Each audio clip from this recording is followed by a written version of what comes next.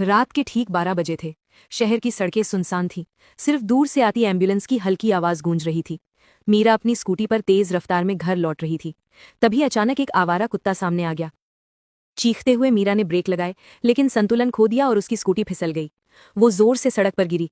उसके सिर में एक गहरा घाव लगा और दर्द से उसकी आंखें बंद होने लगी। दुर्घटना की तेजी से उसका नया मोबाइल उसके हाथ से निकलकर कुछ दूरी पर सड़क पर जा गिरा, जिसकी स्क्रीन अब भी जल रही थी। तभी घने अंधेरे में से एक साया निकला। वो एक लंबा और पतला लड़का था, जिसका चेहरा अंधेरे की वजह से ठीक से दिखाई नहीं दे रहा था। मीरा ने उसे देखा और धीमी दर्द भरी आवाज में मदद के लिए फुसफुसाई, "क- कृपा कृपा करके मदद।" लड़का मीरा की तरफ बढ़ा। मीरा को थोड़ी उम्मीद हुई कि अब वो बच जाएगी, लेकिन जैसे ही वो पास आया, उसकी नज़र जमीन पर पड़े स्क्रीन जलते हुए मोबाइल पर पड़ी। एक पल के लिए उसने जमीन पर दर्द से कराहती मीरा को देखा और फिर उसकी आंखें लालच से चमक उठी। लड़के ने मीरा को अनदेखा किया। वो मीरा के पास झुकने के बजाय कुछ कदम आगे बढ़ा और सड़क पर पड़ा मोबाइल उठा लिया। मीरा की आंखों में आंसू आ गए। वो चिल्लाना चाहती थी, "मुझे बचाओ, मेरा फोन क्यों ले रहे हो?" लेकिन उसके मुंह से सिर्फ एक दबी हुई सिसकी निकली। लड़के ने एक बार भी पीछे मुड़कर नहीं देखा। वो तेजी से मोबाइल लेकर अंधेरे में गायब हो गया।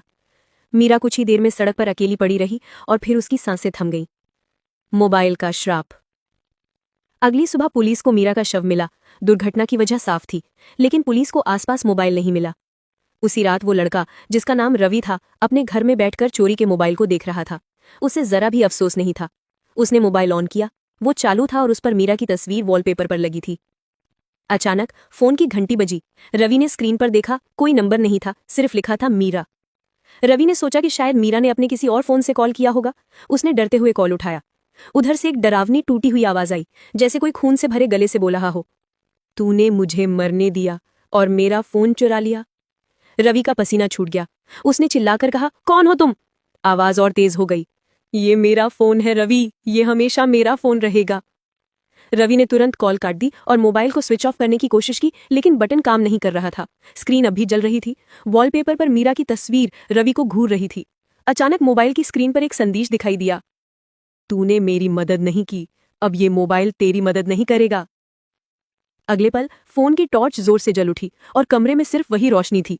टॉर्च की रोशनी में रवि ने देखा कि कमरे की दीवार पर एक खूनी हाथ का निशान बन रहा था।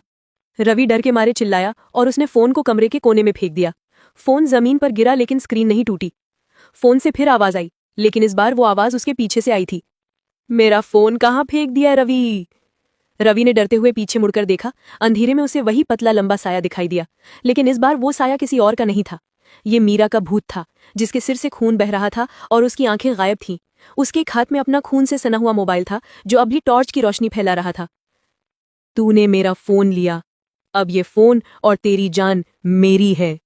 और फिर मोबाइल की जलती हुई रोशनी में रवि को लगा कि उसे कोई बर्फीला अदृश्य हाथ पकड़कर अंधेरे की ओर खींच रहा है। उसकी चीख उस रात की सुनसान सड़कों पर हमेशा के लिए दब गई। उस घर के लोगों ने बताया कि उस कमरे से अब भी हर रात 12 बजे एक मोबाइल की घंटी बजने और एक आदमी के दर्द भरे चीख की आवाज आती है।